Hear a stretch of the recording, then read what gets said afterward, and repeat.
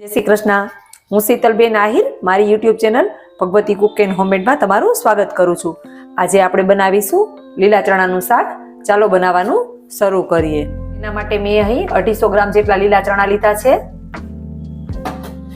હવે તેમાં સૌપ્રથમ આપણે પહેલા 2 ગ્લાસ જેટલું આમાં પાણી એડ કરી દેશું।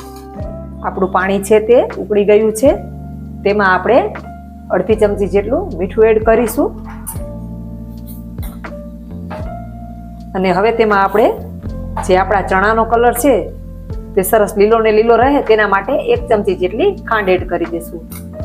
હવે જે આપણા ચણા છે તેને આપણે આમાં એડ કરી દેશું અને 4 થી 5 મિનિટ માટે કૂક કરવાના છે। હવે આપણે ઢાંકણ ઢાંકી દેશું। તમે જોઈ શકો છો આપણા ચણા છે તે સરસ બફાઈ ગયા છે। હવે તેને એક આપણે જારીમાં કાઢી લેશું। આપણા ચણા છે તે આ રીતના બફાઈ ગયા હોવા જોઈએ ને જે આપણું આ પાણી છે ચણામાંથી આપણે જે કૂક કરતા વધ્યું હતું તેને આપણે વઘારમાં નાખવાનું છે, એટલે આને ફેંકી ન દેવું। તમે જોઈ શકો છો આપણી ડુંગળી, ટમેટા અને લીલું મરચું છે તેની આપણે ગ્રેવી કરીશું અને આ ડુંગળીનો પાછળનો જે લીલો ભાગ છે તે આપણે ઉપરથી નાખીશું। ત્યારે ગ્રેવી કરો ત્યારે આમાં પાણી એડ નથી કરવાનું, કારણ કે ટમેટા છે એટલે આમાં પાણીની જરૂર પડશે નહીં। ચાલો આપણે આની ગ્રેવી કરી લઈએ। આમાં આપણે 2 પાવરા જેટલું તેલ એડ કરી દેશું। જ્યારે પહેલો વઘાર કરો ત્યારે તેલ છે તે ઓછું એડ કરવાનું। હવે આપણે આમાં 2 નંગ જેટલા સૂકા મરચાં અને આટલો તજનો ટુકડો લીધો છે। તજનો સ્વાદ છે તે આ શાકમાં બહુ સરસ આવે છે। આપણું તેલ છે તે ગરમ થઈ ગયું છે। હવે આપણે આમાં અડધી ચમચી રાઈ જીરું, સૂકા મરચાં, અડધી ચમચી જેટલી હિંગ અને જે આપણી આ પેસ્ટ છે તેને આપણે આમાં એડ કરી દઈશું।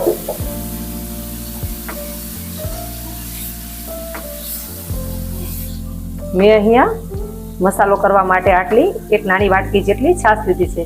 તેમાં આપણે આ લસણવાળી ચટણી એડ કરીશું, 1 ચમચી જેટલી હળદર, 1 ચમચી જેટલો ધાણા જીરું પાવડર અને અડધી ચમચી જેટલું મરચું।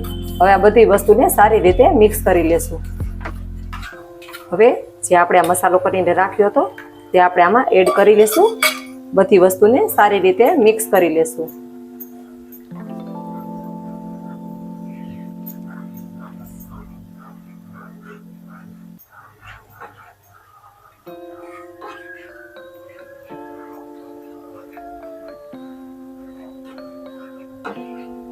હવે જે આપણા લીલા ચણા છે તેને આમાં એડ કરી દઈશું અને સારી રીતે હલાવી લેશું। અને જે આ ચણા બાફતી વખતે આપણું પાણી હતું તેને પણ આમાં એડ કરી દેવાનું છે। થોડી વાર માટે બધાને કૂક થવા દેશું। આપણું જે લીલા ચણાનું શાક છે તે થોડું ઉકળી ગયું છે। હવે તેને આપણે જે લીલા ચણા છે તેને અધકચરા કરી નાખવાના છે। આ રીતના ઘરમાં કદાચ કોઈ વાટકીની મદદથી પણ કરી શકો છો, નકર આ રીતે તમારે અધકચરા કરી દેવાના છે થોડાક। હવે જે આપણું શાક છે તે ઉકળી ગયું છે તેને આપણે આ રીતના સાઈડમાં મૂકી દેશું અને આપણે જે બીજો વઘાર કરવાનો છે તેના માટે અહીં આપણે 3 પાવરા જેટલું તેલ એડ કરીશું।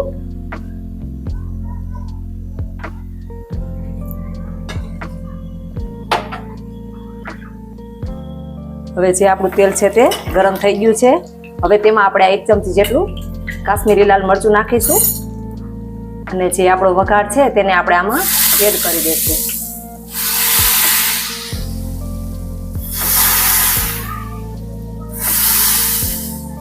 થોડી વાર માટે આપણે પાછું તેને ઉકળવા દેશું। આપણું શાક છે તે ઉકળવા લાગ્યું છે। હવે જે આપણે આ લીલી ડુંગળીના પાન હતા તેને આપણે આમાં એડ કરી દઈશું અને સારી રીતે મિક્સ કરી લેશું। જો તમને મારો વિડીયો ગમ્યો હોય તો લાઈક કરજો, શેર કરજો, સબસ્ક્રાઈબ કરજો। ધન્યવાદ।